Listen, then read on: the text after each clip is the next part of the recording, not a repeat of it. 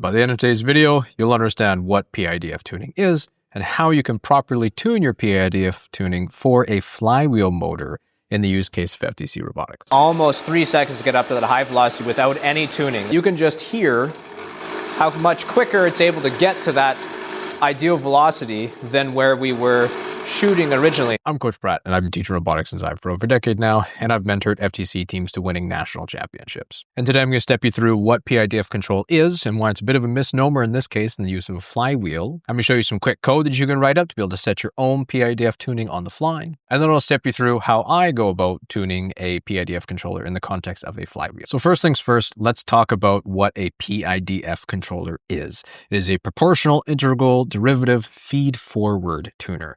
And for the most part, this is actually more of a PF controller than it is a PIDF, because in this case, we're actually not going to use two of the constants that we use to be able to apply to our PIDF controller.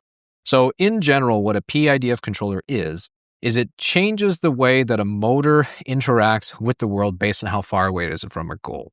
Let's say, for example, I want to be able to clap my hands together. What a P controller or a PIDF controller allows us to do is it allows us to be able to control the speed at which we're able to get those hands to clap together. So a really poorly tuned controller might end up having us overshoot and we actually end up reaching. Another poorly tuned might have us go so slow that we eventually do make it to our goal, but it takes us forever to get there. What we really want is something that goes really fast at the start and then slows down as it gets closer to that goal, or something called proportional control. So when you are proportionally further away from your target, you're applying more power. And as you get closer, you're applying less power. So you'd end up doing something like that. Now, obviously, that's an exaggerated example, but that is the idea. And PIDF controllers typically involve proportional, integral, derivative, and feed forward. So that proportional control is just the straight raw power that you send to that motor. The further away, the more raw power you're sending. The closer you are, the less raw power you're sending. That's probably the most important constant to tune on most P controllers. An integral kind of keeps track of your sum of your errors over time, and we're not really going to use that in this case. Derivative adds a little bit of damping or slowing, and it affects the rate at which things are changing. So if things are changing really quickly, it's going to attempt to damp that so that it doesn't change things as quick. And then your F or your feed forward is kind of your baseline power prediction. It's kind of like, in order to be able to lift something up off of the ground, my baseline power prediction to be able to lift something small like this is not much. But if I were to lift something much heavier, my baseline power prediction would have to be a lot higher, because I would expect I would need more force to be able to get a heavier object off the ground than I would need to get a smaller object off the ground. So you can think of it as an estimate that you need to be able to maintain your flywheel at a current speed. So properly tuning a PIDF controller can be the difference between having a throughput of once every half second with an artifact or to one every 0.1 seconds. Obviously, this is going to change a bit on your design, but it really will affect your throughput and how quickly you can recover from a ball, as well as how accurate you can maintain a velocity. So let's get into writing some quick code that will allow us to do that. So I'm going to open up a new package. I'm going to make a new class here. I'm going to call this one Flywheel Tuner Tutorial so that I know that this is where it is I'm working on. And we are going to extend the op mode. Oops, that should be a capital. And then before we do this, we're also going to say at teleop so that we know we're inside the teleop class. Now, as always, when we're creating things in an op mode, we always need two methods. We need a public void init, and we need a public void loop. Now, to step you through the flow of this program, we're going to set up a few things. When you're tuning a PIDF controller, you want to be able to constantly change your P, your F, your I, and your D values. In this case, we're just going to be doing a PF controller. We're not actually going to make a PIDF controller because our I and a D are 0. So we want to be able to change the P and the F values on the fly and update them constantly. So we're going to have two different target velocities we're going to oscillate between. We're going to have a toggle button that allows us to set 900 RPM as a goal and 1500 as a goal, just to have two different tests that we can switch between. We're going to set up a P and an F value. We're going to set up a small little list here so we can press another button so we can change the size that we're going to increment it above, because it's not going to be very useful for us to increment P and F values by only one every single time. We want to be able to make large and small steps if we can. And then we're going to print all that stuff out so we can keep track of this data and see how well we are running these things. So let's do some initial setup here. We're going to make a new public DC motor EX called Flywheel Motor. We're going to make a new double called high velocity, and we're going to set this one at 1500. And we're going to set a new double called low velocity. We're going to set that at 900. And I'm going to make sure that I make those public as well, just for practice. And we're also going to make a new double called cur target velocity. And we're going to set that to the high velocity at the start. Next up, we're going to make our p-value. So I'm going to say that a new double of f is going to be equal to 0. And a new double of p is also going to be equal to 0. Then we need some way to keep track of our step sizes. So I'm going to make a new list here. So I make a double called step sizes. And this is going to be 10.0, 1.0, 0.1, 0.001, and 0.0001. And this will allow us to either increase and decrease our P controller in different levels of sensitivity. And we're going to make a new int called our step index. We're going to set this initially as index 0 so that we can start changing by values of 10 at a time. Actually, I'm going to make that a value of 1 because changing it 10 at a time is probably a little bit excessive for our use case. Next up comes time to actually initialize our motor. So I'm going to say that our flywheel motor is equal to hardwaremap.get, and this is going to be a DC motor x.class, and I've simply labeled this motor. Of course, you're going to have to update this to what makes sense for you. And then my flywheel motor dot set mode, and we are going to be using the run using encoder method for this. And I'm also going to set my flywheel motor dot set direction, and I'm going to set my direction to reverse. Again, all this stuff you're going to have to change to make sure it makes sense for your flywheel. Then we'll create a new PIDF coefficients called PIDF coefficients, and we'll set this up as a new PIDF coefficients, and we're going to set this to our value of P, 0, 0, and F. And then we'll do our flywheel motor dot set PIDF coefficients. Our run mode is run using encoder, and we use the PIDF coefficients that we just created here to be able to pass in. And then I always like to add a little bit of data. So I'm going to say telemetry dot add data, and we're going to say init complete. Oops, instead of add data, I'm going to say add line and say init complete. Now inside of our main loop, we're going to get all our gamepad commands. Then we will set target velocity. Then we will update telemetry. So first up, we want some way to be able to toggle between a low velocity and a high velocity. So we're going to say if gamepad1.y was pressed, this is some automatic edge detection was added in the most recent SDK of that allows you no longer have to have a and this was pressed and it's currently being pressed. We can just say that if it was pressed just one time, we're going to check if the current target velocity is equal to high velocity. We will set the current target velocity should be equal to the low velocity. And then else, we will set the current target velocity is going to be equal to the high velocity. Next, we need some way of rolling through those indexes so we can change our step size. So we're going to say if gamepad1.b was pressed, we're going to set our step index to step index plus 1 modulo by our step sizes dot length. And what that is effectively going to do is it's going to increment our step indexes by 1.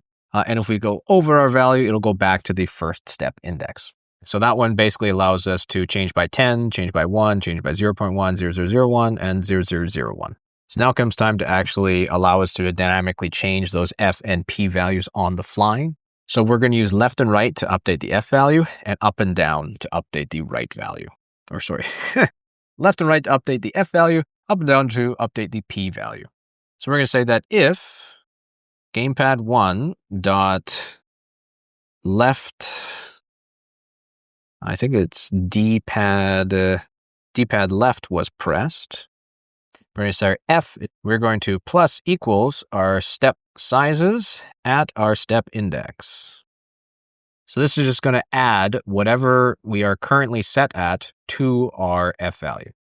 Now you probably guessed we're going to do the same thing if gamepad1 dot dpad right was pressed. We're going to do the same thing, but in this case, it's going to be F minus equals step sizes at our step index. So that's going to increase and decrease our F value. And actually, I think I made my logic a little bit off there. I'm going to minus on the left and add on the right. I will do the same thing with our up and down. So if our gamepad1 dot dpad up was pressed, we're going to say our P is going to be plus equal to our step, not our step index, step sizes at our step index section. And then the same thing if our gamepad1 dot dpad up was, not right, this should be up was pressed, then there's going to be P is going to be minus equals to our step sizes at our step index. So we're getting our current gamepad commands. We now have the ability to do so. Let's go ahead and grab our PIDF coefficients so we can make sure we're setting them every single loop. So this is actually going to set new PIDF coefficients. Cannot spell correctly today. And once we set our new PIDF coefficients, we need to set our velocity as well. So we're going to say that our flywheel motor dot set velocity is going to be equal to cur target velocity. Now we're going to create two new variables here. Or make a double called our cur velocity, and this is going to be equal to our flywheel motor dot get velocity. And we're also going to make another double called error. And our error is going to be equal to our cur target velocity minus our cur velocity. So this error is going to keep track of how far away we are from our target. And this is a fundamental principle of those PIDF controllers. They all basically keep track of an internal error point where we are close ahead and far behind our current values. And then it's time to do a little bit of telemetry update here. So because I'm feeling a little bit lazy today, I've just copy and pasted this from my sample program I wrote up earlier, where effectively I'm just giving me updates on our telemetry to let me know what my current target velocity is, what the actual velocity is, what the rate of error is, or sorry, not rate of error, what the absolute error is between our two values of our current and our target and our current. Then I give some data on what is our current tuning P and our current tuning F, as well as what's the current step size that we're showing. So with that code out of the way, let's go ahead and build this and let's take a look on our controller over here. Alrighty, so let's start the tuning process here. So I'm going to go ahead and select our Flywheel tuner tutorial. We'll go ahead and init this up. When we play this, nothing's actually going to happen at this point in time. And it's not happening because our feed forward basically has such low power, we're not able to actually run that. So we're going to use our left and right to increase our feed forward. And we can see that as we start getting to 7, right now our target velocity is 1500, and we're still not able to actually get there. So we can see that our error is, about 600. We're still about 600 ticks away from our target. If I press Y, we can swap down to 900, and we can see that our error is still not quite high enough. So our feed forward still isn't at a point, so let's go ahead and keep increasing our feed forward until we can get to a point where it's actually hitting that velocity that we are setting. Now, one thing to keep track with this tuning feed forward is that you really should set it at an optimal RPM with what it is you're looking for. So if you're looking to shoot for like a 1500 RPM on average is where you want to shoot from, that's where you should tune it to. Because as you watch, when I switch up 1500, our error is now actually overshooting this. So which means our feed forward is actually a little bit too high. So I'm going to bring my feed forward down a little bit. It looks like we got to bring it up. Looks like a feed forward of 15 goes too high. But a feed forward of 14 goes too low, because we can see we go from error of between 40 to 80 to an error of -60, -40. So I'm actually going to bring my step down to a 0.1 increment, and we're going to decrease. Actually, it looks like I want to increase this until I get closer to that feed forward. So I'm now overshot it a bit, and we want to get it to the point where we are pretty darn close Looks like 0.1 might be a little bit too much. Let's scale us down a little bit until we get to a value that we're pretty happy with, where we're no longer over and or undershooting this. It looks like 14.99 is going to be pretty darn close for what it is that I'm looking for. And you can spend more time fine-tuning this than what it is that you need. You just need to get it to a point where you're able to hold that constant velocity. Now you can see the error is pretty darn good. You just have to let it sit there for a while, but you're never going to make this one perfect at this point in time. Just recognize, just because that's not what feed-forward's purpose is. So I'm going to get it pretty close to like 14.098. I'm pretty happy with that. I'm going to save it at that. Now you watch, if I bring it down to 900 velocity, I'm now undershooting this by quite a bit. So that's something that it is that you do need to check, that you set this up to a target velocity you're looking for. So now that I've got an F value that I'm happy with, now it's time for me to start tuning my P value. So I'm going to bring my P value up to a step size of 10. Because we have such a high, and I'll actually I'm not going to shut this off. Because we have such a high P value on this system, there's so much inertia because of how big the wheel is. There's so little torque on the motor because of how high the RPM we're running this is. This is a bare 6,000 RPM motor that I'm really running these things quite low. So with that, I had to get my camera back in focus. Now with the P value, what I'm looking to do is I'm looking to get this to a point that when I transition down to a low value and transition press Y to get up to a high value with my target velocity changing from 1500 to 900, I'm looking to see that I'm trying to increase that rate of change. So right now we can see that it takes quite a bit of time until we get down to that low velocity, and it takes almost 3 seconds to get up to that high velocity without any tuning. That takes a lot of time. So what I can do now is I can use that P value, where I can use the up and down to increase that P value. I'm actually going to increase my step here so that I can increase by 10 at a time. So if I press Y, we can see that we decrease, and it's already getting a little bit faster to slow down to speed. So let's go ahead and increase this more. We can see as we press Y, it is getting faster to our target velocity. So I'm actually going to shoot this more. And what we're looking for is we want to bring down, but we don't want to overshoot our velocity. So for instance, we don't want to see this, when it comes at 1500, we don't want to see a 1600. So I'm going to go ahead and keep increasing my P value until we see that our velocity starts to overshoot a bit. So I'm actually going to go a little higher. I still haven't got any overshooting yet. We also want to check we don't have this really high throttling up and down as it's trying to throw itself down. So I might increase this more. And we want to get a nice stable flywheel system here. So I'm going to bring it down, bring it up. And I'm starting to overshoot a little bit on this one. So I might bring my... Okay, so when I'm around 260, it seems pretty good. 274. Doesn't seem to overshoot, but when I start hitting 280, I start hitting 1520, so I start to overshoot a bit. So I actually don't want to have 280. So something between, I'm still overshooting a bit about 274, so I might go down to 270 and see what my overshoot looks like. I'm still overshooting at 270. I'll come down to 265. We'll see if we get any overshoots. And that's pretty good. 265 seems to be about what it is I'm shooting for. So now I'm actually go ahead and run it with actual test, and we'll watch our telemetry data as we send a flywheel through. And unfortunately, a really accurate test here would be to run this with its ability to feed multiple balls through here. But we can always simulate that by using that Y to bring it down to low speed and Y to get it back up to a high speed. You can just hear how much quicker it's able to get to that ideal velocity than where we were shooting originally. So maybe we'll do a little before and after. So this was the before when we got to low to high speed. And this is the after with a properly tuned flywheel speed.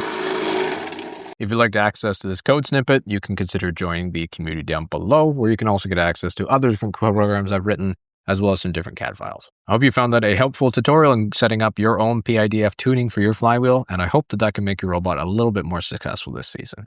And as always, best of luck out there.